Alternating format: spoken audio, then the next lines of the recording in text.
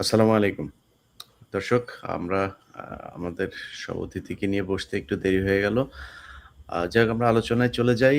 আপনারা যেমনটি জানেন আমি Facebook এবং YouTube এ ঘোষণা দিয়েছিলাম যে আজকে আ ক্যান্টনমেন্টের ভেতরে কি ধরনের নষ্টামি, নোংরামি এবং আ এই দেশবিরোধী কার্যকলাপ চলে সেগুলো আপনাদেরকে জানানোর চেষ্টা করব। আমার সাথে ৩ জন অতিথি যুক্ত আছেন। আমি শুরুটা একটু করে নিতে চাই সেটা হচ্ছে যে আ আমরা সকলেই আসলে ৫ই আগস্টের পর থেকে একটা গোলকধাঁধার ভেতরে পড়ে গিয়েছিলাম। আমাদেরকে অ্যা আমরা এইটুকু অন্তত জানতাম যে আওয়ামী লীগ কখনো মুসলমান হইতে পারে না। ওদের আলাদা একটা ধর্ম, ওদের ধর্মীয় গ্রন্থ আছে, ওদের শেষ নবী আছে একজন। সো এরা ধর্ম হিসাবেই রাজনীতিটাকে প্র্যাকটিস করে। সো ওদের ধর্ম, এই ধর্মের যেই বই, যেই নবী সেটাকে পালন করবে। এদের নামাজ রোজা পড়ে আপনি হয়তো অনেক আলেম আমার এই ব্যাপারটা নিয়ে আপত্তি জানাইতে পারেন। কিন্তু আমি মনে করি এদের নামাজ রোজা পড়ে খামাখা সময় নষ্ট না করে দুনিয়ায় কিছু কাজ-টাজ করলো, তারপরে মদ-টদ খায় সময় ব্যয় করলে এটাও তার জীবন অন্তত ফুর্তিতে কাটলো। কিন্তু এর দুনিয়া আখেরাত ২ টাই শেষ। এইখানে আপনি মসজিদে বসে তারপরে নামাজও পড়লেন, সময়টা নষ্ট করলেন, আবার ফের ওইদিকে যেয়ে তো প্যাদানিই খাবেন। তো প্যাদানি যেহেতু খাবেন যেটুকু আনন্দ ফুর্তি করার দুনিয়ায় করে নেন। এই ওয়াকার আমাদেরকে বারবার বিভ্রান্ত করেছে। আমি নিজেও বিভ্রান্ত হয়েছি। আমাদের কাছে এসে তারপরে বলা হয়েছে তিনি হচ্ছে মাগরিব থেকে এশা পর্যন্ত কোরআন ছাড়া আর অনেকগুলো নাকি ইসলামী বই সে নিয়ে সেখানে বসেন। এগুলো নিয়ে তিনি অনেক গবেষণা করেন। জীবনে কোনোদিন তার তাহাজ্জুদ কোনোদিন কাজা হয় নাই। এই হচ্ছে আমাদের ওয়াকার। তো ধর্মের প্রতি কিছুটা দুর্বলতা তো ছিলই, আছে সারা জীবনই থাকবে ইনশাআল্লাহ। তো সেই দুর্বলতা থেকে মনে করেছিলাম এই লোকটা হয়তো ভালো। কিন্তু আমরা যদি বাস্তবতাটা দেখি একদম শুরু থেকে এই পর্যন্ত, আওয়ামী লীগের লোকজনকে বাঁচিয়ে রেখেছে ক্যান্টনমেন্টে কে? ওয়াকার। হাসিনাকে ওই দেশে পাঠিয়েছে কে? শান্তিমতো হাসিনা তো পালিয়ে যায়নি। হাসিনাকে স আ সেই দেশে সুন্দরভাবে তাকে ভিআইপি মর্যাদা দিয়ে ওই দেশে পাঠানো হয়েছে। এই দেশের বিমান বাহিনী গিয়ে তাদেরকে দিয়ে এসেছে। সেই বিমান বাহিনী আবার ফেরত এসেছে। সেই বিমান বাহিনীর ইন্ডিয়াতে যাওয়ার পরে তাদের সাথে খুব তুচ্ছ-তাচ্ছিল্য ব্যবহার করা হয়েছে। কিন্তু তাদের যে কনেকে কিন্তু ঠিকই সুন্দরভাবে বরণ করা হয়েছে। তারপরে থেকে শুরু করে ৩২ এর বাড়ি ভাঙতে যাওয়ার পরে তারা বাধা দিয়েছে। এখনো পর্যন্ত বিচ্ছিন্নভাবে যত ধরনের আইন-শৃঙ্খলা বিঘ্ন ঘটানোর জন্য যা করা দরকার সেটা সেনাবাহিনী করে যাচ্ছে। সেনাবাহিনীকে ম্যাজিস্ট্রেসি পাওয়ার দিয়ে মাঠে নামানো হয়েছে, সেই সেনাবাহিনীকে কাজ করতে দেওয়া হচ্ছে না। আওয়ামী লীগের লোকজনকে ধরতে দেওয়া হচ্ছে না। বিভিন্ন জায়গায় ফোন করে সরকারের ভেতরে আসিফ নজরুলকে ঢুকিয়েছে এই সেনাবাহিনী। অতএব যত সমস্যার মূল হচ্ছে সেনাবাহিনীর উপরে থাকা। এখন অনেকের কাছে একটা প্রশ্ন হইতে পারে যে ভাই ৫ তারিখে তো আ এই ওয়াকার বাংলাদেশের পক্ষে ছিল। ৫ তারিখে ওয়াকার এত সাহসী মানুষ না। ভীষণ রকমের একজন ভীতু মানুষ। ঘাটটার মধ্যে পাড়া দিয়ে এই সেনাবাহিনীর যারা জুনিয়র তারপরে মিড লেভেলের অফিসার আছে, সিনিয়র কয়েকজন অফিসারও আছে তাদের কারণে বাধ্য হয়েছে। এই ওয়াকারের এর বাইরে যাওয়ার কোনো সুযোগ ছিল না। আর আন্তর্জাতিক যে চাপ ছিল সেগুলো আপনারা জানেন এখনো পর্যন্ত সেটা আছে। যেই কারণেই সেনাবাহিনী এখন পর্যন্ত ওয়াকারের নির্দেশে যা চায় সেটা করতে পারছে না। তো আমি আমার আলোচনাটা আপনাদেরকে জাস্ট বোঝার জন্য একটু বলে নিলাম। মূল আলোচনা যারা করবেন তারা আপনাদেরকে জানাবেন আসলেই সেনাবাহিনীর ভেতরে কি হচ্ছে, ক্যান্টনমেন্টে কি হচ্ছে, আমাদের দেশ আসলে কতটা ঝুঁকির মধ্যে আছে। তো আমরা আ আমরা উম আ হাসান নাসের আপনাকে দিয়েই শুরু করি স্যার। আপনি আপনি আপনি বলুন কি অবস্থা? আপনাকে নিয়ে আমরা দেখলাম যে বেশ কিছু প্রোপাগান্ডা ছড়ানো হয়েছে। আ ডিজিএফআই নিয়মিত যেটা করে থাকেন এগুলো আমরা জানি ডিজিএফআই এর কিছু সেল থাকে। তাদের কিছু ভিডিও এডিটর-টেডিটর তারা নিয়োগ দিয়ে রাখেন। যাদেরকে নিয়ে যখন তাদের আ খুব বেশি সমস্যা হয় একজনের বিরুদ্ধে তখন তাকে নিয়ে কোন তথ্য প্রমাণ ছাড়াই একটা ঢালাওভাবে ভিডিও তৈরি করে আ কিংবা অনেক সময় আছে যে তাদের হাতে অনেক হানি ট্র্যাপ দেওয়া লোকজন থাকে তাদের কথা না শুনলে তারপরে সেটা ছেড়ে দেয়। তো আপনি যেহেতু হানি ট্র্যাপে যেহেতু পা দেননি, আপনার মানি ট্র্যাপও যেহেতু নেই, তারা বানিয়ে-টানিয়ে একটা ভিডিও ছেড়েছে। তো এই ভিডিও ছাড়ার কারণ কি সেনাবাহিনী হঠাৎ করে আপনার প্রতি এত ক্ষেপলো কেন? আমি কি ওই ভিডিওটা আগে এক্সপ্লেইন করব নাকি কেন খেপলো সেটা এক্সপ্লেইন করব? না ভিডিও এক্সপ্লেইন করা করতে পারেন আপনার ইচ্ছা। আপনি আমি মনে যেভাবে হয় শুরু শুরু করি। করতে পারেন। মানে কিছুটা জিনিস মানে আমি মনে হয় দেশবাসীর জানা উচিত। ৫ই আগস্টের পরে একটা আ পুরা জুলাই আন্দোলনের সাথে অবসরপ্রাপ্ত অফিসার যারা হাসিনার আমলে সাফার করেছিল, বিভিন্নভাবে অন্যায়ভাবে শাস্তিপ্রাপ্ত হয়ে যারা চাকরি হারিয়েছিল তারা এই আন্দোলনের সাথে সম্পৃক্ত ছিল। আন্দোলন যখন হাসিনা পালিয়ে গেল তখন তারা একত্রিত হয়ে বেশ এর মধ্যে বিরাট একটা অংশ ছিল ইয়াং অফিসার, তারা সবাই হইচই শুরু করে এবং একত্রিত হয়ে তারা চেষ্টা করে যে আমরা এখন প্রধান উপদেষ্টার অফিস ঘেরাও করব বা তার সামনে নিয়ে আমরা বিচার চাইব। আমি তখন এটাকে বলি যে না, এটা সেনাবাহিনীর তো এইভাবে দাবি আদায় করে না, তোমরা সবাই তোমাদের কি সমস্যা আছে, তাদেরকে একত্রিত হইতে বলি রাওয়াতে বসে সবারটা, এবং তারা আমার নেতৃত্ব দাবি করে যে আপনি আসেন, আপনার নেতৃত্বে আমরা ঘেরাও করবো। বললাম না, আমি তো এই পদ্ধতিতে যেতে রাজি না।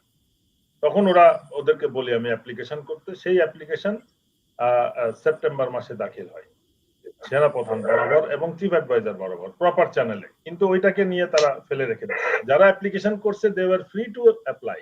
এখন এর মধ্যে কে সত্যিকারের ক্রিমিনাল, কে ইনজাস্টিসের কারণে যার চাকরি হারাইছে সেটা তো আমার জানার কথা না, সেটা আর্মি হেডকোয়ার্টার বিবেচনা করবে। বাট আমাদের একটা চাহিদা ছিল যে এটাকে নিরপেক্ষ কমিশন দিয়ে যাচাই করতে হবে। যে অফিসাররা কর্নেল ব্রিগেডিয়ার হিসেবে অন্যায় করেছে সেই অফিসারই এখন মেজর জেনারেল আর্মিতে বা তার ঊর্ধ্বতন অফিসার, তারা কখনো সেই বিচারটাকে রিভিউ করতে চাইবে না।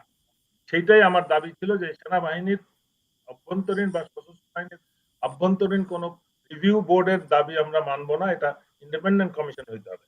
বাট সেনাবাহিনী একতরফা ভাবে এটার উপরে কাজ করে যাচ্ছে এবং পরবর্তীতে আমরা মিনিস্টার অফ ডিফেন্সে গত 12ই জানুয়ারি চিফ অ্যাডভাইজারের সাথে 30 ডিসেম্বর দেখা করে আসার পরে 12ই জানুয়ারি আমরা মিনিস্টার অফ ডিফেন্সে একটা অ্যাপ্লিকেশন সাবমিট করেছি, যেটা সেনাবাহিনীর নির্দেশনায় সেক্রেটারিকে বলে দেওয়া আছে যে আপনি পাঠাবেন না, এবং প্রিন্সিপাল সেক্রেটারি এটার সাথে ইনভলভ। তার সাথে যোগাযোগের চেষ্টা করে আমি ব্যর্থ হয়েছি। এরা সব একটা নেটওয়ার্ক। যে কোনো নাগরিকের অধিকার আছে, এটা গণপ্রজাতন্ত্রী সরকার, এটা সরকারের জন্য জনগণ না, জনগণের জন্য সরকার। কিন্তু যখন চেয়ারে বসে যায় সবাই ভুলে যায়। এবং এই প্রতিরক্ষা সচিব 12ই জানুয়ারি থেকে সেই অ্যাপ্লিকেশন গুলো আটকে রেখেছে এবং ওনাকে বলে ওনার কাছে 2বার আমরা দেখা করেছি। উনি বলেন যে আমার প্রিন্সিপাল সেক্রেটারি আমাকে এই ফাইল পাঠাতে নিষেধ করেছেন। আমি এখন জাতির কাছে জানতে চাই যে কোন নাগরিকের আবেদন প্রধান উপদেষ্টা বরাবর মানে চ্যানেল ফলো করে সাবমিশনের পরে সেটা কোনো একটা পর্যায়ে আটকা রাখার কোনো অধিকার আছে কিনা, সেটার উপরে আমাদের আন্দোলনটা শুরু। এখন বলতে হবে যে আমরা কিসের উপরে, কি বিষয় নিয়ে আমরা এই সংস্কার, সশস্ত্র বাহিনীর সংস্কার চাচ্ছি। এখন সংস্কারের বিষয় হচ্ছে যে এই গত 16 বছরে আওয়ামী লীগের আমলে বিভিন্নভাবে অফিসাররা চাকরি হারিয়েছে, যেটা অতীতে কখনো হারায়নি। অতীতে সামান্য কারণে একটা রাজনৈতিক সরকার আর এক রাজনৈতিক সরকারের পক্ষের লোকদেরকে অবসর দিয়ে দিত, কিন্তু গত 16 বছরে একটা বিরাট অংশকে শুধু চাকরিচ্যুতই করে নাই, তাদেরকে মনে করছে এরা আমার পক্ষের লোক না, তাদেরকে চাকরিচ্যুত করছে, কাউকে জেল জুলুম গুম করেছে। তার প্রধান সাক্ষী হচ্ছে কর্নেল হাসিন, তাকে ইউনিফর্ম পরা চাকরিরত অবস্থায় তাকে গুম করে 45 দিন আর্মি ইন্টারোগেশন সেলের ফ্লোরের মধ্যে জম টুপি পরায়, হ্যান্ডকাপ পরায় শুয়ে রাখা হয়েছিল। এটা পৃথিবীর ইতিহাসে কোনো সরকার কখনো তার অধীনস্থ অফিসারকে এইভাবে গুম করে তার আর্মি ইন্টারোগেশন সেলে আটকে রাখে না। তারপরে তাকে একটা ভুয়া কোর্ট মার্শালের মাধ্যমে তাকে চাকরিচ্যুত করে, তাকে জেল দেয় এবং পরবর্তীতে আবার তাকে গুম করে যখন তাকে বরখাস্ত করায়। পুরো জিনিসটা এখন আমি হাসিন এখানে আছে বলে বলছি না, হাসিন 3 বাহিনীতে চাকরি করেছে, র্যাব, বিডি, তৎকালীন বিডিআর এবং আর্মি। আর্মির কালীন সময়, শান্তিকালীন সময়ের সর্বোচ্চ এখনো পর্যন্ত যেটা আছে পুরস্কার আছে বীরত্বের জন্য, বীর প্রতীক, সেটা সে পেয়েছে। বিডিআর এ সে পেয়েছে বিডিআর মেডেল, পুলিশে পেয়েছে প্রেসিডেন্সিয়াল পুলিশ মেডেল। এখন এইরকম একটা অফিসারকে এইভাবে তাকে হয়রানি করা হয়েছে, তাকে তার অত্যাচার করা হয়েছে, তার পরিবারকে শেষ করে দেওয়ার চেষ্টা করা হয়েছে। এখন এই বিচার কিন্তু সেনাবাহিনী বা এই ধরনের আরো অনেক উদাহরণ আছে। এখন সেনাবাহিনী যেটা করতেছে, তারা এই আমাদের চাপের ওসিলায় একটা নামমাত্র বোর্ড, ভুয়া বোর্ড বানায় জেনারেল শাহিনের আন্ডারে। And who is this Shahin? ইন্ডিয়াতে কোর্স করা, এই ইয়ার আগে 5ই আগস্টের আগে সে পুরা আওয়ামী লীগের একজন লাস্ট স্পেন্সার, আপনাদের ভাষায় যেটা। এর সাথে আছে সিজিএস জেনারেল শামীম, আর আছে লেফটেন্যান্ট জেনারেল ফায়েজ। এই তিনজন হচ্ছে পিএসও এখন, আর শাহিন হচ্ছে এনডিসি কমান্ডার।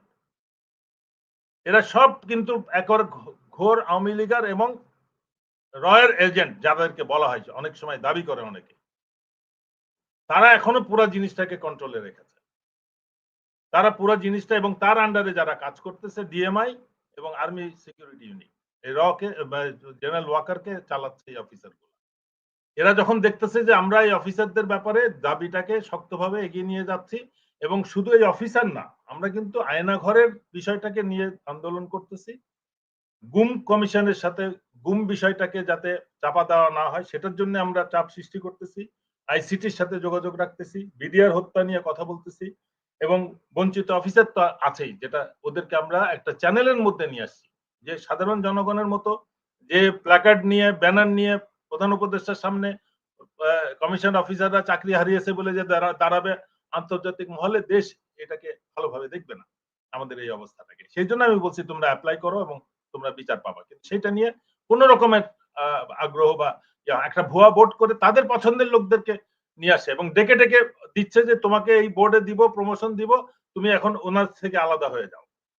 এবং এই যাদেরকে একটা এই ভিডিওতে ক্রিমিনাল হিসেবে বলছে যে আমি এদেরকে নিয়ে জাস্টিস ফর কমরেডস খুলেছি, ওদেরকেই আবার আমার গ্রুপ থেকে বের করে নিয়ে যে তারা কাউকে এনসিপি তে পুশ করছে, ডিজিএফআই এবং এজেন্সিরা, কাউকে আলাদা এই কমরেডস গ্রুপ বানিয়েছে।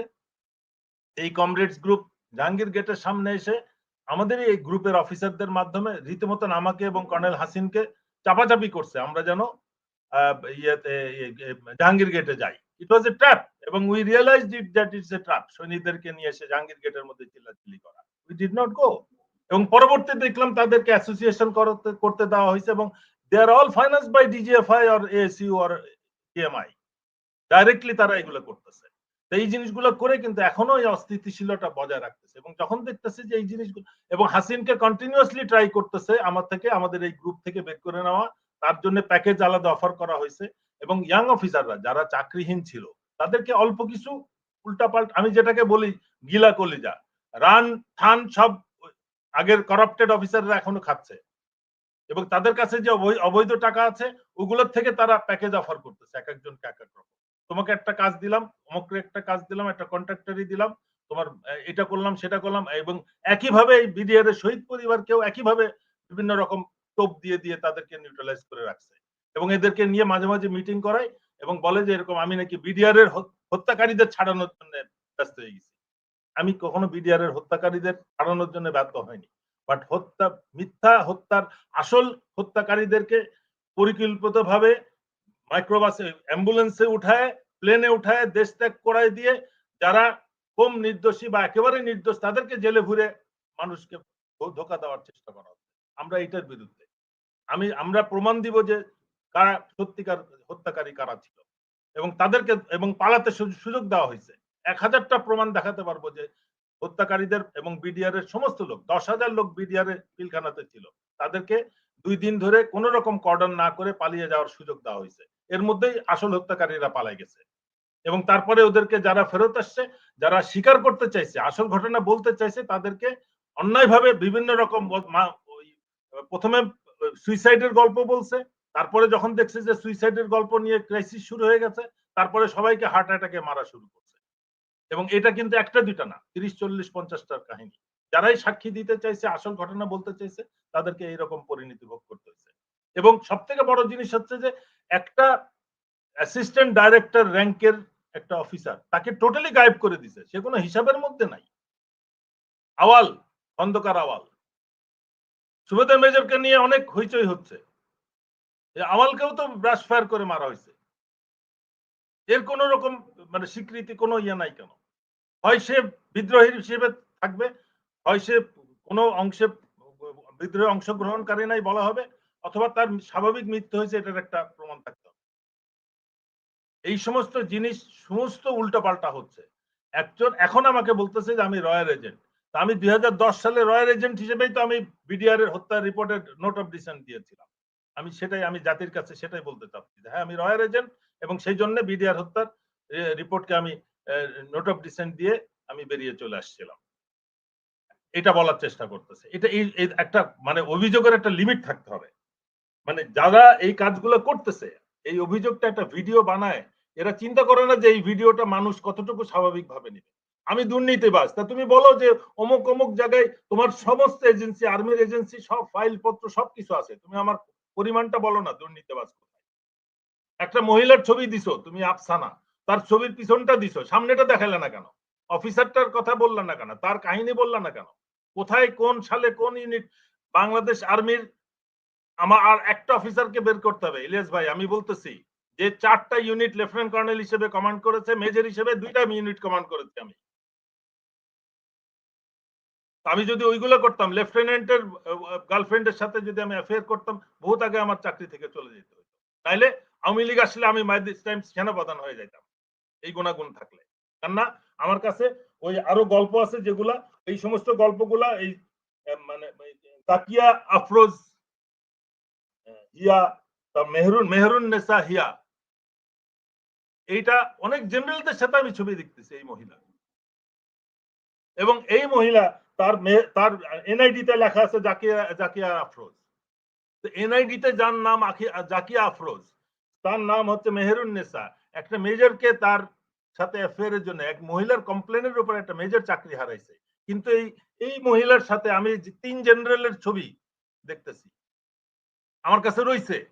এগুলোকে আমি আপনাকে পাঠাবো? আমি এইগুলো তো পাঠাতে চাচ্ছি না।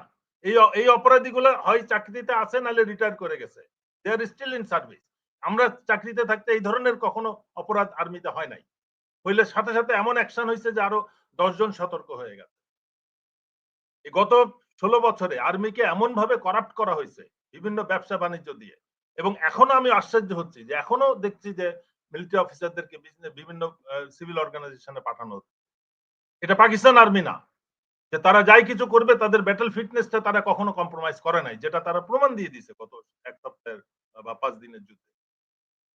Bangladesh army is not Pakistan army. জি। তারা নিজের ব্যাটল ফিটনেসটা রেখে তারপরে তারা যায় কর্পোরেট সিস্টেমে ইনভলভ হয়েছে, প্রফিট নিয়েছে। তারা কিন্তু লুটপাট করে নাই। বাট আমাদের অফিসাররা রাজনৈতিক দলের নেতাদের সাথে মিলে দেশকে লুটে নিয়ে গেছে। তার প্রমাণ সব আছে। কিন্তু এখন আমাদের সেনাপ্রধান বলেন প্রমাণ দেন, তাহলে আমরা জেলে আইসিটিতে হ্যান্ড ওভার করব। আজ পর্যন্ত একটা মিলিটারি অফিসার এত গুম খুন হয়েছে। এই বেকুব জিয়াউল হাসান শুধু জেলে গেছে, আর কেউ নাই কেন? আর কেউ কি এই সমস্ত খুন হত্যা কি শুধু জিয়াউল হাসান করছে? বাকিরা কোথায়? এই কথাগুলো বলার জন্যই এই ভিডিওটা হয়েছে। আমি তো মনে করি ভিডিও এরকম আরো প্রকাশ করা হোক, পরবর্তী ভার্সানে আফসানা তারপরে তার ওই লেফটেন্যান্টের গল্প বলুক না আরো। বাংলা আমার বলা লাগবে না। আমার সাথে যারা চাকরি করছে এই ইউনিটে, এই ৪টা ৫টা ইউনিটের অফিসাররা সৈনিকরা সবাই বলবে। তাদের থেকে ইন্টারভিউ নেওয়া হোক। ওই ছবি বন্ধ করে দিলে হবে না। নাম প্রকাশ করে দিক, আমি সবাইকে অনুমতি দিলাম। কিন্তু আমার নামে দুর্নীতির কথা, এই ধরনের পরিচিত এই নারী গঠিত বিষয় এগুলো বহুত চেষ্টা করছে তারা। আমার বাড়িতে চলে আসছে মহিলা।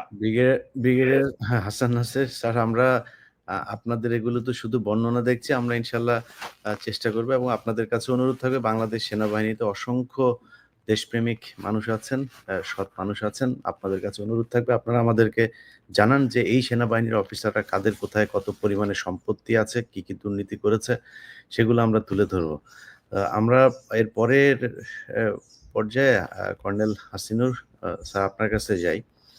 আপনি দীর্ঘদিন পাহাড়ে ছিলেন। আমাদের পাহাড়ে এখন যা চলছে, আমি আমার যতটুকু জ্ঞান আছে আমি মনে করি যে পাহাড় এখন আর বাংলাদেশ সেনাবাহিনীর নিয়ন্ত্রণে নাই। ১৯৯৬ সালের যেই কথিত শান্তি চুক্তির মাধ্যমে শেখ হাসিনাকে ক্ষমতায় বসানোর পর ভারত যে বাংলাদেশের সেনাবাহিনীকে সেখানে প্রত্যাহারের মাধ্যমে জেএসএস, ইউপিডিএফ, এখন নতুন করে আরাকান আর্মি শুরু হয়েছে। এই যে ভারতীয় গোয়েন্দা সংস্থার পালিত কিছু সন্ত্রাসী বাহিনী দিয়ে পাহাড়কে ধরে রাখা হয়েছে। আপনি সেখানে কাজ করেছেন দীর্ঘদিন।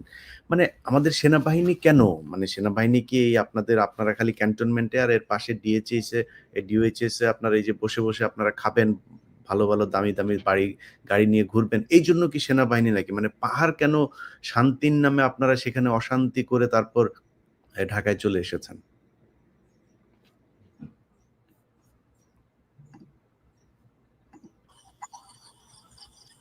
বলবো ভাই? জি, জি, জি, প্লিজ। বিসমিল্লাহির রহমানির রহিম। সবাইকে আসসালামু আলাইকুম। আসলে এখনকার পরিবেশটা সম্পূর্ণ ভিন্ন। আমি এখন পাহাড়ে এসেছি বেড়ানোর জন্য, দুর্গম এলাকা। এখানে সাধারণত যে চেক করা হয়, আমি অবাক। সন্ধ্যার পরে চেক করে না। এটা তো আমি কখনো শুনি নাই। আপনি দিনের বেলা চেক করেন, সন্ধ্যার পরে চেক করেন না। তো যারা অস্ত্র নিয়ে চলাফেরা করে, তারা কি দিনের বেলা আপনাকে অস্ত্র নিয়ে যাবে, আপনি ধরবেন? এটা হয়? কিন্তু আপনি যখন থাকবেন না তখনই হয়। তা আপনি তো ব্যবস্থা করেই দিচ্ছেন, রাতের বেলা ডিউটি করেন না। এই জন্য সম্পূর্ণ দায়ী আমাদের ফ্যাসিস্ট হাসিনা। উনি একটা চুক্তি করছেন, যে চুক্তির সাথে আমাদের সার্বভৌমত্ব এবং সংবিধানের সাথে সাংঘর্ষিক, যার জন্য এই চুক্তি ইমপ্লিমেন্টেশন করা যাচ্ছে না। এবং চুক্তির দিন, যেদিন উনি পতাকা কবুতর উড়ান, সেই দিনই চুক্তি বিরোধী দল প্রকাশ করে, ইপিডিএফ। এরপরে শুরু হয় দলীয় কোন্দল এবং সংস্কারপন্থী উভয় দলের মিলে প্রায় 5টা দল এই চাকমা অধ্যুষিত এই বিষয় নিয়ে। এছাড়া নতুন আবিষ্কার হয়েছে কুকি চীন, আর একটা হচ্ছে মং পার্টি, তারপরে আবার হয়তো আরাকান আর্মি আমাদের সীমান্তে। এগুলি আসলে হওয়ার স্কোপ ছিল না। আমাদের আসলে দায়বদ্ধতা, ভালোবাসা সেনাবাহিনী হিল ট্যাক্সের প্রতি সেটা নাই। কেন নাই? তার প্রধান কারণ, আমি যুদ্ধ করতাম দেশের জন্য। আমি জানি ভালো কিছু কাজ করলে আমি প্রশংসিত হব। এই প্রশংসিত জিনিসটাকে গুরুত্ব দেওয়া হয় নাই। কেন দেওয়া হয় নাই? যেমন আমি বীর পদক পেয়েছিলাম গর্বের জায়গা থেকে, এখন কিন্তু বীর পদক দেওয়া হয় না। শেখ হাসিনা এটা উইথড্র করছে। এখন একটা লোক কেন যুদ্ধ করবে? একটা অফিসার, তাকে যদি এই সম্মানটা না দেওয়া হয়, তাকে কি নতুন করে কিছু আবিষ্কার করছে যার সাথে আমরা অবগত না? সরকার চায় না আমরা কাজ করি। প্রতিটা ব্যাটালিয়ানেই মনে করেন কিছু অফিসার না থাকলেও যা আছে তা যে কাজ করা সম্ভব, সে এখন জীবন ঝুঁকি নিয়ে কেন কাজ করবে? সরকার তো চায় না। নাম্বার 2 নম্বর যে জিনিসটা আছে, দেখেন আপনি এই এসএসএফ, কত এসএসএফ একটা দেশের, কি এই যে মনে করেন মাইন্ডসেট আপনি দেখেন যে 4 স্তরের নিরাপত্তা, 3 স্তরের নিরাপত্তা। কেন? আপনি এই দেশের নাগরিক না, আপনার এত নিরাপত্তা লাগবে কেন? আর সেনাবাহিনীর লোক এত নিরাপত্তা নেবেন কেন? ওই প্রেসিডেন্টের জন্য নিরাপত্তা, প্রধানমন্ত্রীর জন্য নিরাপত্তা, স্ট্যান্ড বাই, তারপর ডিজিএফ এর অসংখ্য অফিসার। সেনাবাহিনীর প্রধান, আমি জানি না তার কোথায় পাইছে এই অবৈধ মানে দলবিন্যাস। তার সাথে বেশ কয়েকজন অফিসার একসাথে অস্ত্র সহ। আমার জানা মতো সেনা প্রধানত এই স্কোপ নাই এই অস্ত্র রাখার, এই বাহিনী তাকে নিরাপত্তা দেওয়ার জন্য। সেনাপ্রধান গর্বের সেনাপ্রধান, জনতা আমাদের সেনাবাহিনীর সেনাপ্রধান, তাকে পারবে কি? মারা তো কথা না। আর এই যারা তাকে নিরাপত্তা দেয়, তারা আসলে প্রোটেক্ট করতে পারবে তাকে? মাঝখান দিয়ে বিড়ম্বনা সৃষ্টি করে। এই যে ঢাকায় নিয়ে আসা ব্যক্তির স্বার্থে নিরাপত্তার নাম বলে, আমি মনে করি এটাকে বন্ধ করা হচ্ছে জরুরি। ক্যাম্পে অফিসার দেন, এখন অফিসার নাই। কিভাবে হ্যান্ডেল করবেন, কিভাবে সার্চ করবেন, কিছুই আমরা জানি না। খুব দুঃখজনক লাগে। আজকে কোনো বিপদ হলে আমরা হ্যান্ডেল করতে পারবো না। আমরা সেই সামর্থ্য নাই হ্যান্ডেল করার। আপনি সব লোক ঢাকায় থাকবে, এটা তো কাম্য না। ঢাকা থেকে আমি মনে করি ঢাকায় মূলত এই অফিসারদেরকে ক্যাম্পে পাঠানো। সে যেই করেরই হোক, তাকে তাকে করতে হবে। আগে অনেক সুযোগ সুবিধা দেওয়া হইতো ক্যাম্পে। মনে করেন এখনো যদি মনে করেন কোন অফিসার 3 বছর চাকরি করে হিল ট্যাক্সে, ভালো কাজ করে, তার প্রমোশন অগ্রগণ্যতা দেওয়া হবে। হিল ট্যাক্সে চাকরি করছে, সমতলে আসলো, তাকে বাড়ি বাড়ি গেলে তো পাওয়া যায় না, আর্মির কোয়ার্টার দেরি হয়, সেটা আগে দেওয়া হইতো। এবং তার জন্য বিশেষ খেতাব ছিল, পদক ছিল। আসলে আমি মনে করি আসলে সরকার চান না অপারেশন হোক। আমি এইটাও শুনছি রাতে বেলা অপারেশন বন্ধ। এটা কেমন করে সম্ভব? নাইট অপারেশনের একটা তো আমাদের প্রশিক্ষণ অংশ হিল ট্যাক্সে, কেমন রাতের অন্ধকারে চলতে হয়, এটি করতে হবে। নদী পারাপার বন্ধ কেন? আমি জানি না। আর সরকার চাচ্ছেন না, সেনাপ্রধান সেনাবাহিনীও চাচ্ছেন না এগুলো হোক। আসলে আমরা কি করতেছি, কেন করতেছি, আমি কিছুই জানি না। আমাদের দেশ আমরা নিজেদের মতো করে চালাবো। এখানে আমি আমি ইলিয়াস ভাই বলি, আমি অবাক হবেন, ক্যাম্পে সৈনিক আছে, তার ফুটাইয়া পানি খায়। আরে বাবা, তুমি ফুটাইয়া পানি খাচ্ছ কেন? তুমি তো মুখ ধুচ্ছ এই ঝর্ণার পানি। তোমার সাথে শত শত লোক, হাজার হাজার লোক এই ঝর্ণার পানি খাচ্ছে, তোমাকে এর সাথে অভ্যস্ত হতে হবে। তা আমি তো আসলে আইসোলেশন হয়েছে নিজে নিজেই। অর্থাৎ আপনি হাত ধুচ্ছেন ঝর্ণার পানি দিয়া, প্লেটটা ধুচ্ছেন ঝর্ণার পানি দিয়া, মুখ ধুচ্ছেন ঝর্ণার পানি দিয়া, খাচ্ছেন আপনি সেই ফুটানো পানি। এটা তো মস্করা, জ্ঞানহীন, মানে বুদ্ধি, মানে বেকুবের মতো কাজ। আমাকে অভ্যস্ত হতে হবে, যেহেতু এটা এমন কিছু না যে নতুন কিছু। আমার আশেপাশে জনগণ সেই একই পানি খাচ্ছে, এটাও একটা ট্রেনিং এর অংশ। তা আমি মনে করি ভাই, না, এই যে এটা হাসিনা আসলে যে আপনাদেরকে এই এই এই এখনকার যে সেনাপ্রধান এই ব্যক্তি সম্ভবত যমুনা টিভিতে গিয়ে একটা না না, উনি না, শফি, মেজর জেনারেল শফি একটা বক্তব্য দিয়েছিলেন যে দুই আপনাদের বেলা ভাত, দুই ভাত বেলা ভাত। ভাত খাওয়ায়, মানে আর্মিরে ভাত খাওয়ায়। আপনাদের আর্মি বেশিরভাগ, আমি ইউনূসের সাথেও কিছু আর্মি অফিসার দেখি পেট এরকম মোটা, এ কি পুলিশ না আর্মি বোঝা যায় না। মানে ইলিয়াস ভাই, এই পেট নিয়ে পাহাড়ে উঠবে কেমনে? আমার লজ্জা লাগে। ইভেন যদি কোনো কাজে না লাগে, অন্তত পেটটাকে নিচের দিকে চাপে রাখে বেল্ট। এখন এই যে মনে করেন দুই বেলা ভাত, ভাত দিয়ে যুদ্ধকালীন আপনি সময় কি করে ভাত খাবেন? যুদ্ধকালীন সময় ভাতটা বেশিক্ষণ রাখা যায় না, নষ্ট হয়ে যায়। আগেকার দিনে একটা বৈরী পরিবেশ ছিল, আটা আটা খুব খারাপ ছিল, এখন আটা খুব ভালো। তা আমি মনে করি জরুরি চেঞ্জ করা উচিত, আমাকে রুটি খেতে হবে।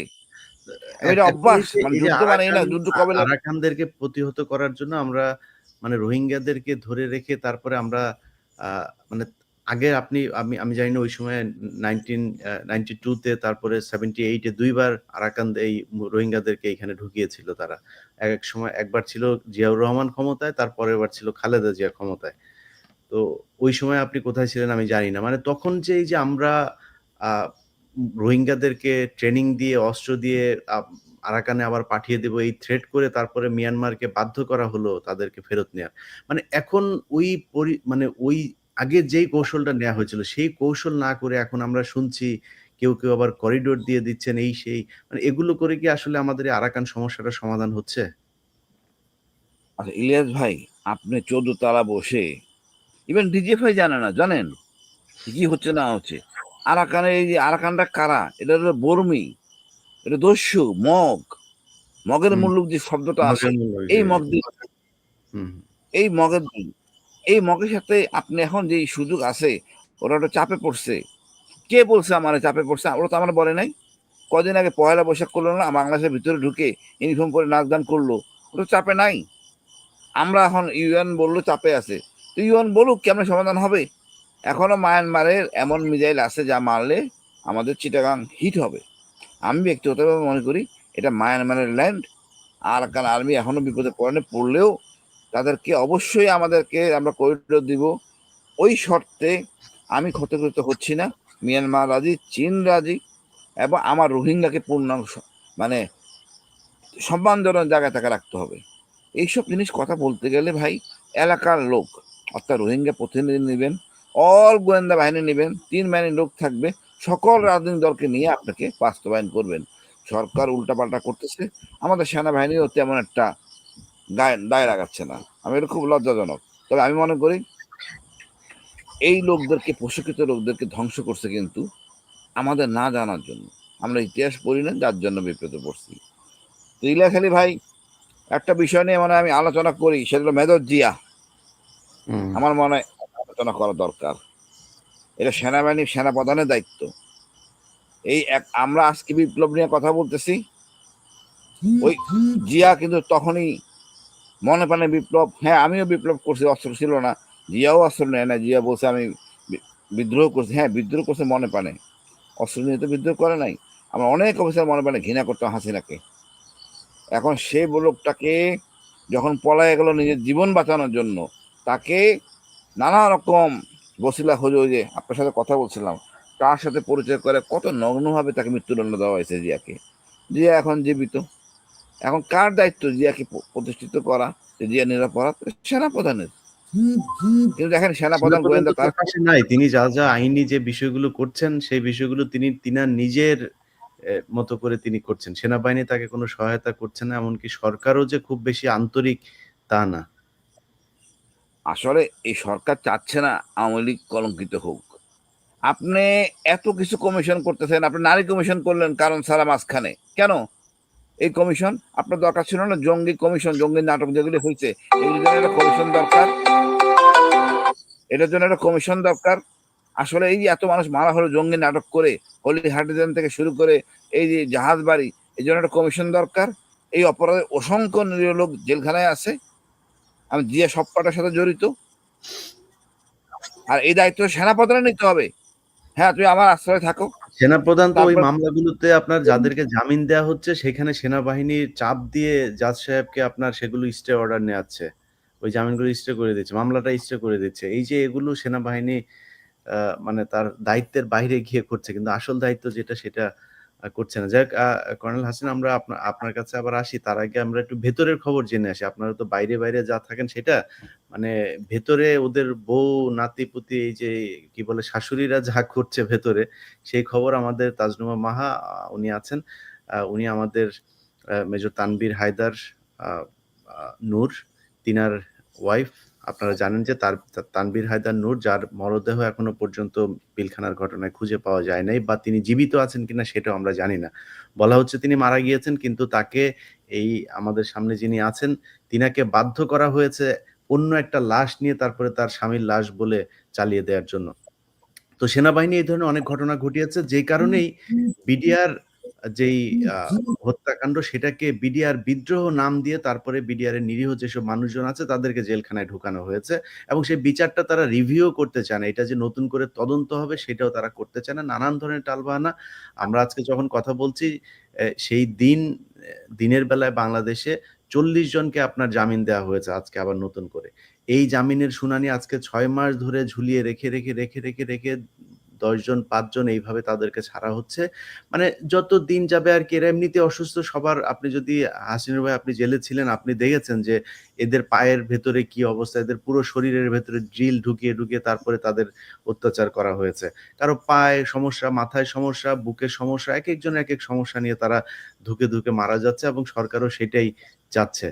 তো আমরা সরকারের ভেতরে ডিজিএফ এর একটা সোর্স, মানে কি বলে এটা, এজেন্ট আসিফ নজরুলকে পেয়েছি, যে কারণে আসিফ নজরুলকে তারা দিয়ে এই কাজগুলো সুন্দরভাবে করাচ্ছে। তো আমরা ভেতরে এখনো পর্যন্ত আমরা জানি কাদের সিদ্দিকী চলে গিয়েছেন। তারপরে আরেকটা কালপিট ছিল কর্নেল মুজিব, তার স্ত্রী, আরো অনেকেই ভেতরে অনেক ধরনের ২ নম্বরি করছেন, নানাভাবে প্রভাব বিস্তার করছেন। সেই কথাগুলো আমরা আ মেজর নূরের স্ত্রী মাহার কাছে শুনে আসি। মা আপু, আপনার উপরে অনেক ধরনের ঝামেলা যাচ্ছে, যেটা আ আমাদের ব্রিগেডিয়ার জেনারেল হাসান নাসেরের উপরে যে ধরনের চাপ যাচ্ছে, আপনার উপরেও এরকম অনেক চাপ যাচ্ছে। আপনি অনেকদিন ধরেই চাচ্ছিলেন এই বিষয়গুলো জানাতে। আমি নিজেই চাইনি যে সেনাবাহিনী এতটা বিতর্কের ভেতরে আসুক। কিন্তু সেনাবাহিনী বাধ্য করছে আমাদেরকে এই বিষয়গুলো সামনে নিয়ে আসা, এবং তারাই বিডিআরের বিদ্রোহের এই নামে পিলখানা হত্যাকাণ্ডকে ঢাকা দেওয়ার চেষ্টা করছে, যে কারণে আমাদের হাতে এখন আর কোনো সুযোগ নাই। তার উপরে তারা গতকালকে হাসান নাসেরকে নিয়ে যে নোংরা খেলা শুরু করেছে, সো আমাদের তো নোংরা খেলা করার দরকার না। আমরা যেটা সত্য সেটা জানালেই বাংলাদেশের মানুষ জানতে পারবে যে এই ওয়াকার কে, এবং তার আশপাশের যেসব চেলা চামুন্ডা যারা আছে তারা আসলে কি করছে। তো বলুন মাহাপু, আপনি কি অবস্থা, কি দেখছেন? কি ধরনের ষড়যন্ত্র চলছে ক্যান্টনমেন্টে? ভাই আসসালামু আলাইকুম ইলিয়াস ভাই। আসসালামু আলাইকুম। আমি প্রথমেই যেটা বলতে চাচ্ছিলাম যে এই যে একটা প্রোপাগান্ডা হচ্ছে সব জায়গাতে, যেমন হাসান নাসির ভাইকে নিয়ে হচ্ছে, ঠিক একইভাবে দেখা যায় আমি যখন ধরেন নরমালি আমার ফেসবুকে একটা স্ট্যাটাস দিচ্ছি যে আমার হাজবেন্ডকে নিয়ে আমি কোনো আবেগের কথা লিখছি, সেখানে এসে আমাকে খুবই বাজেভাবে কিছু বট অ্যাকাউন্ট থেকে মানে একটার পর একটা একজনকে একজন সাপোর্ট দিয়ে নোংরা কথা বলে। আমি যখন অন্য কারো অ্যাকাউন্টে একটা ভালো কথা লিখছি, সেখানেও আমাকে নিয়ে বাজে কথা বলে। মানে আমি নিজে কিন্তু খুব সমস্যার মধ্যে আছি। এটা তো গেল এদিকে। আর আমাদের যে শহীদ পরিবারগুলো আছে, তারা তো ২০০৯ সাল থেকে দেখেছি যে আমাদের জুনিয়র যে ফ্যামিলি গুলো আছেন তাদেরকে একটা পাশ করে রাখে। মানে আমাদের উনাদের কথা অনুযায়ী যে আমাদের হাজবেন্ডদের চাকরির সিনিয়রিটি কম, তারা আর্মিকে এরকম এত বড় কিছু দিতে পারেনি। ওনাদের অবদান অনেক বেশি। এখন ভাইয়া এখানে বলতে গেলে আমি বাংলাদেশ আর্মিকে অনেক রেসপেক্ট করি। এখানে আর্মি অর্গানাইজেশনকে তো আমি দোষ দিতে পারবো না, দোষ দিতে হবে আমার ব্যক্তিকে। তো এখানে প্রত্যেকটা ব্যক্তি যদি তাদের দোষগুলাকে ঠিক না করে তাহলে তো তখন ওই ওই অর্গানাইজেশনকে নিয়ে কথা চলে আসে। আসলে অর্গানাইজেশনের তো কোনো কাজ নাই, এখানে দোষ করার কোনো উপায় নাই। তো সেখানে দেখা যাচ্ছে আমাদের শহীদ পরিবার যখন আসছে, আমি প্রথমে যখন পিলখানা থেকে বের হয়ে আমার স্টেটমেন্ট দেওয়া শুরু করলাম, প্রথমেই আসি যে আমার সাথে কি ধরনের বিহেভিয়ার হয়েছে। সেখানে আমি আমার রুমে যে ঘটনা হয়েছে, আমার রুমের বাইরে যে ঘটনা হয়েছে, সেই কথা বলার সাথে সাথে রিয়াক্ট করে উঠে আমাদের শহীদ পরিবার, রিয়াক্ট করে উঠে মেজর জেনারেল তারেক সিদ্দিকীর মিসেস। তো আমার কাছে এটা একটা দুঃখ যে কোথায় আমাকে আমাদের শহীদ পরিবার থেকে সাপোর্ট দিবে, কিন্তু আমি যেটাই বলছি, হ্যাঁ, যে আমি কোনো হিন্দি কথা কখনো শুনিনি। তাদের একই কথা যে আমি হিন্দি কথা কেন শুনবো, কেউ তো শুনেনি, আমি কেন শুনলাম।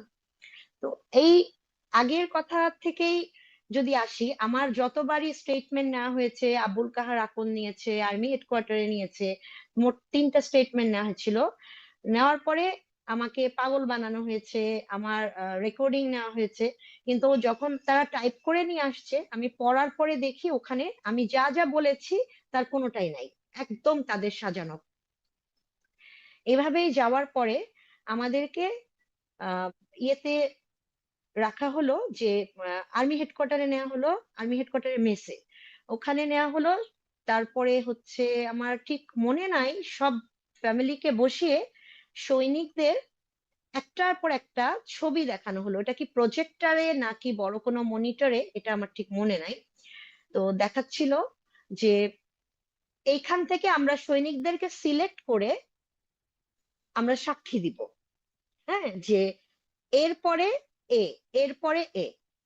তো আমাদের সবগুলো ভাবির মধ্যে যে রিয়াকশনটা হলো যে আমরা তো সবাই ভিতরে ছিলাম না, মানে অনেকে এটা বললেন। তারপরে হচ্ছে যারা আমরা ভিতরে ছিলাম আমাদের অনেকের মধ্যে এই কাজটা করলো যে আমরা তো কারো নামই জানি না। বেসিক্যালি যারা আমরা ভিতরে, মানে আমরা ঢাকায় থাকতাম না, আমরা তো তাদের চিনি না, আমরা কিভাবে নাম বলবো। তখন হচ্ছে ওয়েলফেয়ারের একজন অফিসার ছিলেন মেজর তারেক, উনি আহ উনি একদম লিখে দিলেন যে এভাবে আপনি নামগুলো মুখস্থ করেন। প্রত্যেকটা ভাবিকে উনি এভাবে হেল্প করলেন। আমাকে উনি বললেন যে ভাবি আপনি অফিসে হোক, অফিস আওয়ারে পরে হোক, আপনার যখনই আটকে যাবে প্রত্যেকের জন্য আমি সেট রেডি করে রেখেছি, এভাবে নাম, আপনি নাম মুখস্থ করবেন। এমনকি সিডি দিয়ে দিল প্রত্যেকটা ফ্যামিলিকে, যারা ভিতরে ছিলেন তাদেরকেও, যারা বাইরে ছিলেন তাদেরকেও, যে সিডি দেখেন, প্রতিদিন সিডি দেখেন, নাম দেখবেন, চেহারা দেখবেন, বারবার দেখবেন। এভাবে 6-7 মাস ধরে আমাদের মুখস্থ করানো হলো। তো আপনি দেখেন, কথা বলতে গেলে যে এই যে একজন অফিসার, যে উনি শিখিয়ে দিচ্ছেন যে এভাবে আপনি সৈনিকদেরকে মনে করেন, আপনি তো ট্রমায় ছিলেন, আপনার আসলে মনে নাই। তো আমার কথা হচ্ছে মেজর তারেক তো আমার সাথে ভিতরে ছিল না পিলখানায়, উনি কি করে জানলেন যে এই এই সৈনিকরা ভিতরে ছিলেন, তাই না? তো উনি যখন এগুলো করলেন আমি তখন বললাম যে ভাই আমি এভাবে পারবো না। তখন উনি বলল যে ভাবি তানভীরকে তো পাওয়া যায় নাই, জিনিসটা তো অন্যরকম হয়ে যাচ্ছে। প্রথমেই কিন্তু আমি যখন ভাই 10 মাস পর্যন্ত, 9 সালে 10 মাস পর্যন্ত ডিসেম্বর পর্যন্ত লাশটা রিসিভ করিনি, আমাকে 2টা ডেথ সার্টিফিকেট দেয় নিখোঁজ হিসাবে। 3 নাম্বারটা আমার কাছ থেকে মিসিং, আমার বাসা থেকে তো একসাথে 4টা চুরি হয়ে গেছে, 3 নাম্বারটার কোনো কপি ছিল না, এর জন্য এটা কি লেখা ছিল আমার মনে নাই। 4টার মধ্যে মেজর র্যাঙ্ক দিয়ে দাফন করা হয়। তার আগে পর্যন্ত বলা হয় যে আমি যদি না নিয়ে থাকি তাহলে ডিক্লেয়ার করা হবে যে আমার হাজবেন্ড দেশদ্রোহী ছিল। আর আমাদের শহীদ পরিবার বলে যে 6জনকে যে পাওয়া যাচ্ছে না, সেই 6জন হচ্ছে হত্যাকাণ্ডের পিছনে আছে, এই সৈনিকদের সাথে ঘটিয়ে তারা পালিয়ে গেছে। তো ভাবিয়া যেহেতু আমাদের সবার সিনিয়র, মানে আমার থেকে আর 5জন সিনিয়র, তারা দেখা গেল বলছে ডিএনএ টেস্টে মিলে যাচ্ছে, তারা কিন্তু লাশ একে একে নিয়ে নিয়েছে। আমার সাথে আরেকজন ভাবি ছিলেন, মেজর গাজ্জালির মিসেস, উনি আমার সাথেই লাস্ট পর্যন্ত 10 মাস পরে ডেড বডি দাফন হলো ভাইয়ের, বাট ওটাও ভাইয়ের ডেড বডি না। তো আমাদেরকে কিন্তু এভাবেই বলা হয়েছে। তো শেষ পর্যন্ত যে এভাবে যে দেশদ্রোহী বলার থেকে তোমার হাজবেন্ডের নামে একটা লাশ দাফন হোক, ওই মুহূর্তে তো কিছু করার ছিল না। তো এরপরে আপনাকে যেটা বললাম যে 2 বছর ধরে চেষ্টা করা হলো যে আমাদের আহ এভাবে নাম মুখস্থ করে আমারটা যেটা হলো যে আমি 12 সালে গিয়ে আমাকে কোর্টে নিয়ে গেল। কোর্টে নিয়ে যাওয়ার পরে আমাকে এক কথা বলে নিয়ে গেল। ওখানে যাওয়ার পর আমাকে ওগুলো কিছুই বলতে দেওয়া হলো না। আমি যা বলবো পিলখানার অভিজ্ঞতা, আমাকে ওগুলো বলতে তো দেওয়াই হলো না, বরঞ্চ বলতে বললো যে এরা সবাই ছিল, আপনি বলবেন এরা সবাই দোষী। মানে আমি দেখলাম যেটা পুরা অনেক বড় একটা জেলখানার মতো কোর্টের মধ্যে আমাকে বললো যে এরা সবাই বিদ্রোহী। তো উনারা যেহেতু খুব হইচই করছিল, আমিও ভয় পেয়ে গেছি, আমি তো এরকম কখনো দেখি নাই। ওখান থেকে আমাকে বিডিআর পক্ষের উকিলও আমাকে তখন একটা ডেথ সার্টিফিকেট বের করে বলল যে এই যে ডেথ সার্টিফিকেট, আপনার হাজবেন্ড তো বেঁচে আছে, আপনি যে ডেথ সার্টিফিকেটটা নিয়েছেন তার বয়স 47 বছর, এই সেই ডেথ সার্টিফিকেট। আমি তখন সাথে সাথে ঘুরে আমাদের ওখানে যে মোশাররফ হোসেন কাজল ছিল লয়ার, সবার সামনেই আমি তাকে কোর্টের মধ্যে জিজ্ঞেস করছি যে আর মেজর তারেক ছিল আমার পিছনে দাঁড়ানো ওয়েলফেয়ারের, ওনাকে আমি বললাম যে আমাকে যে ডেথ সার্টিফিকেট দিয়েছেন ওটার মধ্যে তো তানভীরের এই যে লেখা নাই 47 বছর, তানভীরের বয়স তো ছিল 28.5 বছর, 47 বছরে উনার কাছে ডেথ সার্টিফিকেটে লেখা কেন? মানে আমার কাছে ব্যাপারটা একদম অন্যরকম লাগলো। আমি আর ওই ধরনের কথাবার্তাই বললাম না। আমাকে যেগুলো শিখিয়ে বলার চেষ্টা করা হয়েছিল আমি ওখান থেকে চলে আসতে নিলাম। তখন আমাকে বরঞ্চ ভয় দেখালো আহ মোশাররফ হোসেন কাজল যে আপনাকে তো এখন অ্যারেস্ট করবে, আপনি যে কোর্ট থেকে নেমে আসলেন আপনাকে তখন অ্যারেস্ট করাবে বিডিআর এর উকিল। মানে এমন একটা অবস্থা, আমি আপনাকে ওখানে কি আর বলবো। যাই হোক, আমি কোর্টে পরে আবার উঠে সরি বললাম, সরি বলে তারপরে সেদিন বাসায় আসলাম। বাসায় আসার পর মেজর তারেক আমাকে ফোনে অনেক বকাঝকা করলেন যে আমি একদম সবকিছু নষ্ট করেছি, এরকম ভাবে আমাকে এভাবে এত ভাবে রেডি করে নিয়ে গেল। তার মানে দাঁড়াচ্ছে কি যে একজন ওয়েলফেয়ারের মেজর আমাকে শিখিয়ে পড়িয়ে দিচ্ছেন যে আমি গিয়ে বিডিআর এর সৈনিকদের বিপক্ষে এভাবে কথা বলবো। তো আমার কথা হচ্ছে ভাই, আমি যাদেরকে শুধুমাত্র দেখেছি আমি তো তাদের কথাই বলবো, এর বাইরে তো কিছু বলবো না। আবার যেখানে আমি নিজ কানে ভিন্ন ভাষী শুনেছি, হিন্দি ভাষা শুনেছি, আমি সেটুকুই বলবো, এর বাইরে তো বলবো না। আবার আমার রুমের ঢুকলো মেজর মোকারম, রুমের বাইরে উনি থাকলেন, অথচ উনার কথা বলাতে গতকালকে রাওয়াতে একটা প্রোগ্রাম ছিল, সেখানে দেখা যাচ্ছে যে ওখানে আলোচনা সভা ছিল। সেই আলোচনা সভায় আপনার স্বাধীন তদন্ত কমিশন আমাদের সাথে আলোচনা সভার জন্য ডেকেছেন যে এই এতদিন কি হয়েছে এগুলো নিয়ে আলাপ আলোচনা হবে।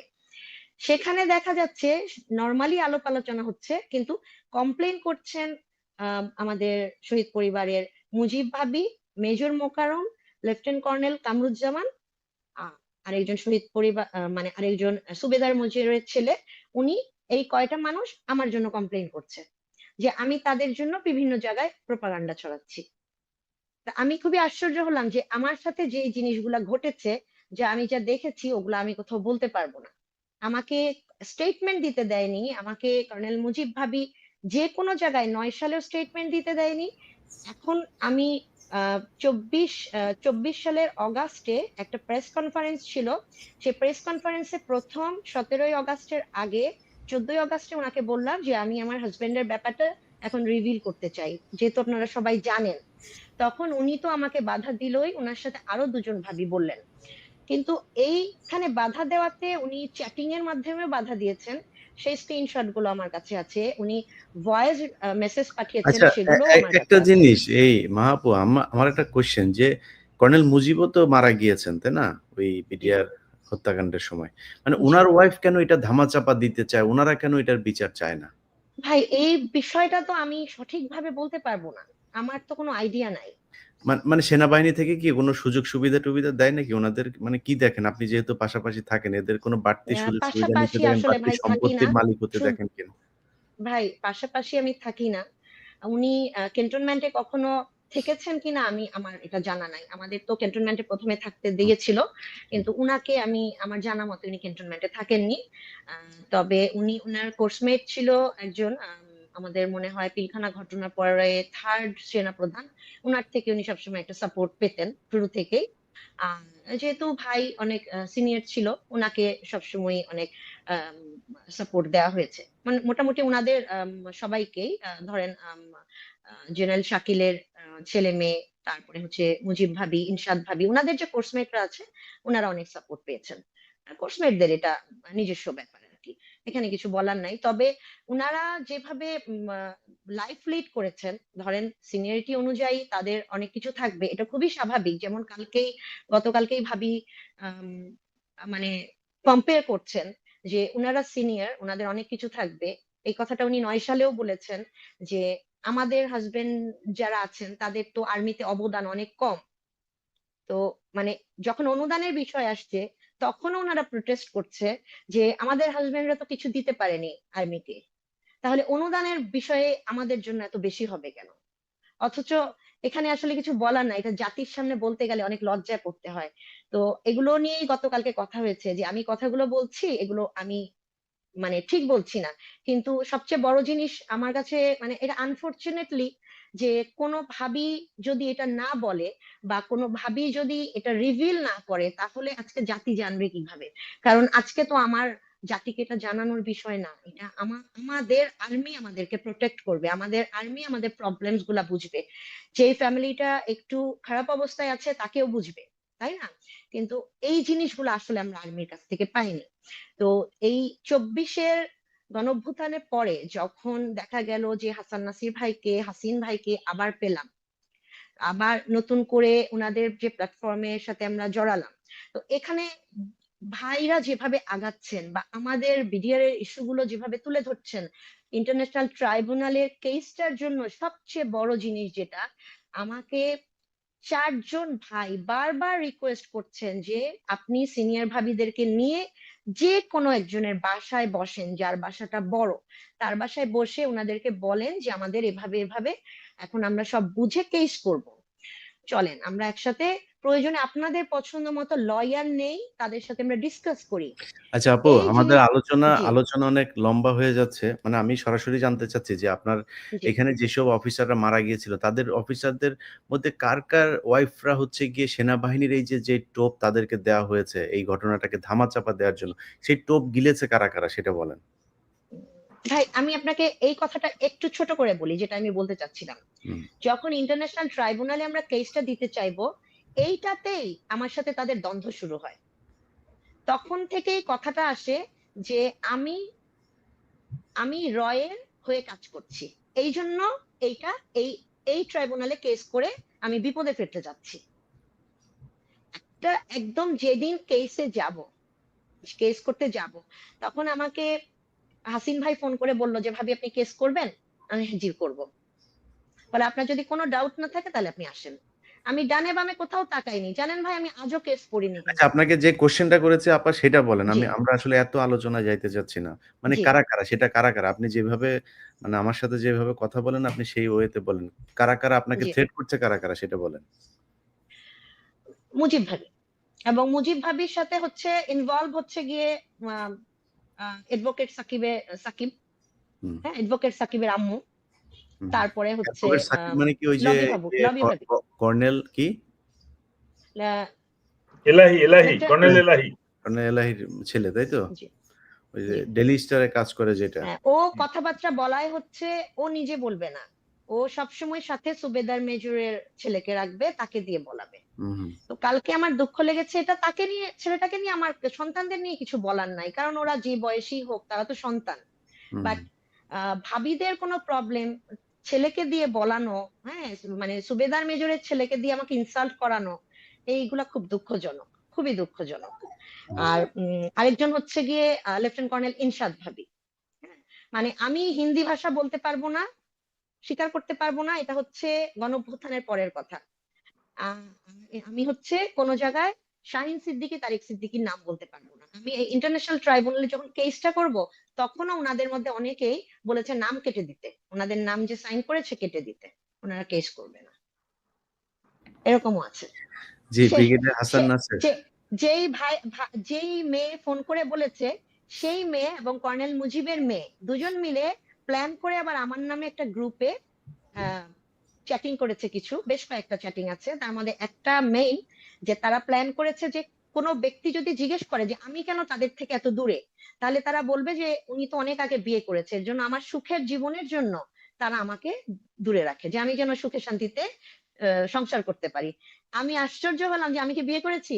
কালকে আমি এই কথাটাই স্বাধীন তদন্ত কমিশনকে বলেছি, যে তারা এতটা ডেয়ার যে আমাকে বলে যে আমি নাকি বিয়ে করেছি। মানে তারা আমাকে ইচ্ছা করে সরিয়ে রেখেছে সব জায়গা থেকে। নট অনলি মি, আমাদের জুনিয়র কোনো ভাবিকে তারা মানে একেবারেই আমাদের কাছে আসতে দেয় না, কখনোই দেয় না। জি, আর আপনারা একটা যারা বিষয় ভাই, ভিডিওটা একটা যারা আজকে এই জি আমাদের লাইভ যারা দেখছেন তাদেরকে আমি কিছু কথা এখানে যুক্ত করে দেই। সেটা হচ্ছে যে উনি ইলিয়াস ভাই একটা যেমনটি কথা বলছেন। বলতেই হবে।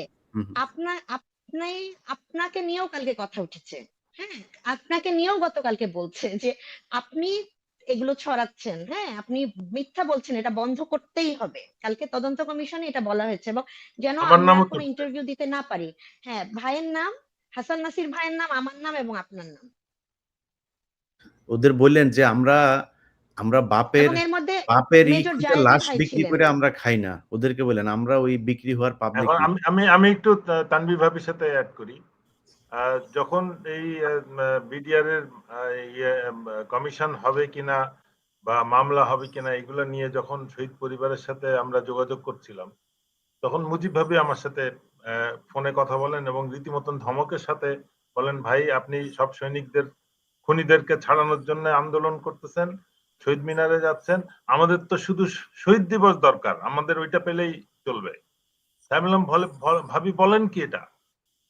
এত বড় একটা হত্যাকাণ্ড, আর শহীদ পরিবারের সিনিয়র মোস্ট হিসেবে আপনার দাবি শুধু শহীদ পরিবার, এটা কি করে সম্ভব? স্যার হ্যালো, বাংলায় একটা কোয়েশ্চেন করি স্যার। জি, এই মুজিব ভাবির নাকি মানে বিডিআর এর সৈনিকের চাইতে নাকি উনার বয়ফ্রেন্ডের সংখ্যা বেশি। এটা কি সত্যি নাকি? আমি জানি না সত্যিকার অর্থে। আমি আপা জানেন নাকি এটা? আমি এইটা জানি আমি না। এই ব্যাপারে গোনেন নাই? বাট আমি তবে অ্যাকচুয়ালি আমার সাথে যে কথা হয়েছে সেটা কথাটা আমি বলতেছি যে ভাবি আপনারা শহীদ পরিবার সবাইও যদি না চান, তারপরেও আমরা ওই 57 জন অফিসারের কলিগরা দরকার হলে মামলা করব, যারা ফিল এবং করি এই যে যে হ্যাঁ এদের হত্যাকাণ্ডটা স্বাভাবিক ছিল না। হুম, আপনারা যারা ইচ্ছা করছে আবার বিয়ে করছে, নতুন সংসার করছে, they are gone, but this officers belongs to Bangladesh army, এবং এই দেশের সার্বভৌমত্ব রক্ষার্থে ব্যর্থ হয়ে এবং একটা ষড়যন্ত্রের শিকার হয়ে তারা জীবন হারিয়েছে। সুতরাং এইটার তদন্ত হইতে হবে, নাহলে ভবিষ্যতে এই সেনাবাহিনীর আরো অনেক অফিসার ক্ষতিগ্রস্ত হবে। এখন না যেটা নাসির ভয়ঙ্কর ভাই, যেটা কার্যক্রম শুরু হয়েছে, তানভীর ভাবির সাথে আমি অ্যাড করতেছি যে এখন একটা ওই শহীদ পরিবারের একটা অ্যাসোসিয়েশন করা হয়েছে, যেটার সেক্রেটারি হচ্ছে এই সুবেদার মেজর নুরুল ইসলামের ছেলে। ওখানে কিন্তু আরো অফিসারদের ছেলেরা আছে, মেয়েরা আছে, অনেক ওয়েল এস্টাবলিশ আছে, এবং এক সেক্রেটারি জেনারেল হিসেবে সে পুরা সব বাইকে কন্ট্রোল করতেছে। এটা হয়ে গেছে সব থেকে দুঃখজনক বিষয়। আর এর মধ্যে তারা এখন জীবিত অফিসারদের কে যোগ করছে। এই জীবিত অফিসাররা যেটা হচ্ছে, মানে এটা মানে ভয়ঙ্কর বিষয়। আমি মিলিটারি সিচুয়েশনে আমরা ভারত পাকিস্তান যুদ্ধ দেখলাম কয়েকদিনের, খুব শর্ট একটা ছিল, মোস্ট মডার্ন, মোস্ট ডিজিটাল, মানে কি বলবো এটা, এই ধরনের যুদ্ধ পৃথিবীর ইতিহাসে কখনো ঘটে নাই। আর্মি, এয়ারফোর্স, নেভি মিলে যে যুদ্ধটা করছে এবং so well plan, well organise. আমরা মানে আমাদের মানে যেটা আমরা মিলিটারি ইতিহাসে একটা শিক্ষণীয় বিষয় হয়ে থাকবে ভবিষ্যৎ কত বছর, কত দশক আমি জানি না। তো সেই আর্মি একটা তারা যেটা করেছে, আমরা সেটার বিনিময়ে আমরা কি করতেছি, আমরা ষড়যন্ত্র করে আমাদের অফিসার মেরে ফেলতেছি। আমার শুধু একটা বিষয়, মিলিটারি আইনে ডেজার্টার বলে একটা কথা আছে, যখনই যুদ্ধক্ষেত্রে গোলাগুলি শুরু হয় অনেক সৈনিক পালিয়ে ওই ফ্রেঞ্চ থেকে বেরিয়ে পালিয়ে চলে যায়, ওই ইউনিট থেকে ব্যাটলফিল্ডে যাওয়ার কথা বললেও অনেক পালিয়ে চলে যায়। এর মধ্যে আর্মি অ্যাক্ট আছে। আমার প্রশ্ন হচ্ছে যে দরবার হলে যখন হইচই শুরু হয়েছে তখন তো কিছুই শুরু হয় নাই, কিছুই হয় নাই, কোনো গোলাগুলি হয় নাই, তখন একদল অফিসার ওয়াল টপকায় বেরিয়ে চলে আসছে। এরা তো এই ডেজার্টার ক্যাটাগরিতে পড়ে। আমার কলিগদের কি অবস্থা আমি খোঁজ নিলাম না, দেখলাম না, আমি অন্য সৈনিকদের আমার ইউনিটে যে একটা অস্ত্র নিয়ে বেরিয়ে আমি এটা প্রতিরোধ করলাম না, এটা তো একটা হিসাবের মধ্যে আসা উচিত। সেকেন্ড বিষয়, একটা একদল অফিসারকে দেখা মাত্র গুলি করে মেরে ফেলছে, তাদের একটা অংশকে নৃশংসভাবে হত্যা করা হয়েছে। একটা দল অফিসারকে সাথে সাথে কোয়ার্টার গার্ডে নেওয়া হয়েছে। ডাক্তারদের যারা সার্জারি তাদেরকে হাসপাতালে ট্রিটমেন্টের কাজে রাখা হয়েছে। আবার একদল অফিসার আছে যারা কোয়ার্টার গার্ডে যায় নাই, যাদেরকে মারা হয় নাই, যারা হাসপাতালে ট্রিটমেন্ট দেয় নাই, এর মধ্যে ডাক্তারও আছে, তারা সৈনিক লাইনে ছিল, নাইলে অফিসার বা সৈনিকদের কোয়ার্টারে। এবং এমনও আছে যে সুবেদার মেজর গফরান, যে একটা হত্যাকাণ্ডের নেতা, এই যতগুলো হত্যাকাণ্ডের নেতৃত্ব দানকারী সুবেদার মেজর গফরানের বাসায় গিয়েছিল, সে নিজেকে কি করে নির্দোষ দাবি করে? সে এখানে বসে তারেক সিদ্দিকীর সাথে কথা বলতেছে, হাসিনার পিএস এর সাথে কথা বলতেছে, মানে ওখানে মেজর মঈন হাসিন, ওই যে ইভেন্ট ম্যানেজমেন্ট করে, মেজর মঈন তোর নাম, মেজর মঈন নামে একজন, সে যমুনাতে বসা, এরা সবাই কিন্তু যমুনা। এর সাথে এই মেজর জাইদি ওখানে বসে কথা বলছে, ওই সৈনিকের বাসা, ওই গফরানের বাসা। আর সে যদি বলে আমি নির্দোষ, ব্রিগেডিয়ার হাসান আমার নামে বদনাম করতেছে, তাহলে তো সবাইকে ছেড়ে দেওয়া উচিত। ওই বিডিআর এর শত শত লোকজন কেন রয়েছে? ওদেরকে তো জেল থেকে বের করে দেওয়া উচিত। তুমি এবং গল্পে তাদের স্টেটমেন্ট যদি আপনি পড়েন, আপনি হাসবেন না কাঁদবেন। একটা বিদ্রোহের ঘটনার স্টেটমেন্ট দিচ্ছে যে আমাকে মারতে মারতে নিয়ে গেল, মানে একটা ডাক্তার তার মাথা ফাটার গল্প বলতেছে 15 মিনিট একটা চ্যানেলে, টিভি চ্যানেলে, প্রফিউজলি রক্ত বেরোচ্ছে, মাথা ফাটায় রক্ত বের করে দিচ্ছে, কিন্তু সে কোনোদিন ন্যাশনাল কমিশনের সামনে আসে না স্টেটমেন্ট দিতে। সে এখন কিন্তু ইউটিউবে সিরিজের পর সিরিজ কথাবার্তা বলতেছে। তুমি এত বড় দুঃসাহসী ডাক্তার, তুমি কমিশনের সামনে এসে বক্তব্য দাও নাই কেন? এখন ওইটাই আমরা প্রতিটা ধাপে ধাপে দেখছি যে বিশেষ করে পিলখানা হত্যাকাণ্ডের যারা শিকার, যাদেরকে আমরা শহীদ বলে ডাকি, অবশ্যই এখানে অনেক মানে বেশিরভাগই শহীদই ছিলেন, তারা বীর, এই জাতির বীর সন্তান। কিন্তু এখানে কয়েকজন, বিশেষ করে কর্নেল মুজিবের কথা, সে তো নিজে সরাসরি ভারতের সাথে এই কনস্পিরেসির সাথে জড়িত। সেই সব বিডিআরের যেসব সৈনিকদেরকে নিয়ে গিয়েছে বলে যে তোমরা শুধু বন্দুক ধরবা আর তোমাদের সব দাবি পূরণ হয়ে যাবে। আমি প্রায় 20 জন সেনা এই বিডিআর সদস্যের কাছে এই একই বক্তব্য শুনেছি, যে তাদের মিটিং গুলোতে কর্নেল মুজিব আর আরেকজন হচ্ছে ওই যে ওর নাম কি, শামস, এই দুইজন থাকতেন। হ্যাঁ, এই দুইজন থাকতেনই। তো এখন মুজিবের স্ত্রী তো জানেন যে তার স্বামীর সাথে ভারতের যে কানেকশন, বিডিআর পিলখানার ঘটনার মূল হোতা কি।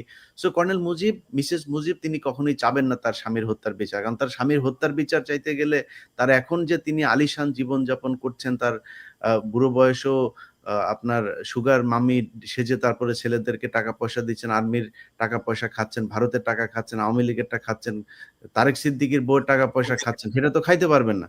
এই কারণে ওনারা এখন মিটিং মিছিলে গিয়া ওই অ্যাডভোকেট সাকিবকে নিয়ে তারপরে আমাদের সাথে। তো আপনাদের বলি যে আপনারা বিডিআর এর পোলাপান পাইলে কিন্তু পিডাবে, কিন্তু আপনাদের এখানে ওইখানে যায় এইসব সংবাদ সম্মেলন করতে যায় না। বিডিআর খুব ক্ষেপে আছে, এরা বের হচ্ছে, এদের জীবন ধ্বংস করে দিয়েছেন আপনারা। সো এদের ভিতরে আগুন জ্বলছে। ইলিয়াস ভাই, গতকালকে মানে যেখানে আমি প্রথম থেকে লাইফ রিস্কে আছি আমার বাচ্চাদেরকে নিয়ে, সেখানে বলছে তারা লাইফ রিস্কে আছে। মানে আপনার কথাবার্তা বা আমি বিডিআর এর সৈনিকদের সাথে কথাবার্তা বলি, কালকে সুবেদার মেজরের সন্তান বলছে যে আমি কেন খুনিদের কাছে নিয়ে যাওয়ার জন্য তাকে প্রেসার করছি, অথচ সেই ছেলেটার সাথে আমি কখনো কথাই বলি না। হ্যাঁ, মানে ওর বডি ল্যাঙ্গুয়েজটা ভালো না, এজন্য আমি তার কাছে মানে একেবারেই তার কাছে না। যাই হোক, আমরা ভাই কালকে যে ঘটনাটা ঘটছে তানভীর ভাবির সাথে, এটাও আমি মনে করি ওখানে যারা উপস্থিত মানে রাওয়ার যারা অফিসিয়াল ছিল তাদের জন্য এটা লজ্জাজনক যে তানভীর ভাবির হাত থেকে মাইক নিয়ে নিচ্ছে ওই সুবেদার মেজরের ছেলে এবং রাওয়াতে বসে শহীদ হতে পারে। আমি বললাম তো যে তার অ্যাটলিস্ট তার এইটুকু রেসপেক্ট জ্ঞান থাকা উচিত।